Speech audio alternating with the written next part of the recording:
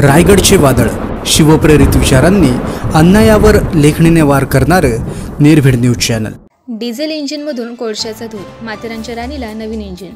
जुगजुग जुगजुग आगीनं गाडी, धुरांच्या रेषा हवेत काढी, गाण्याचा पर्यटकांनी घेतला आस्वाद।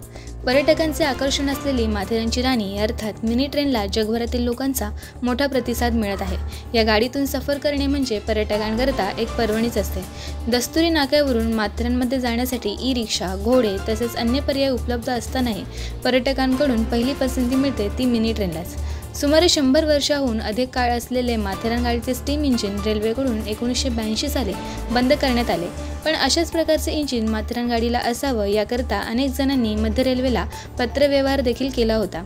त्याची दखल घेत मध्य रेल्वेने स्टीम इंजिन असलेले परंतु डिझेलवर चालणारे हुबेहूब कोळशाचे लूक दिसणारे इंजिन कालपासून माथेरान शटल सेवेत दाखल केले आहे।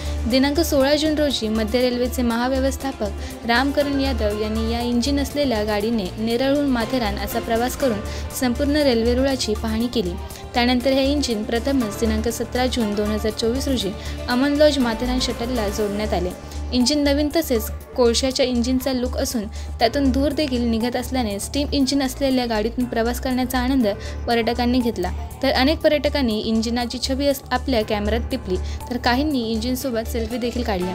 या गाडीतून प्रवास करणाऱ्या प्रवाशांच्या तोंडी जुगजुग जुगजुग आगीनं गाडी, धुरांच्या रेषा हवेत काढी, पळती झाडे पाहूया, मामाच्या गावाला जाऊया हे गाणे गुणगुणत प्रवाशांनी गाडीतून माथेरान अमन लॉज असा छान प्रवास करून मनोमुराद आनंद लुटला।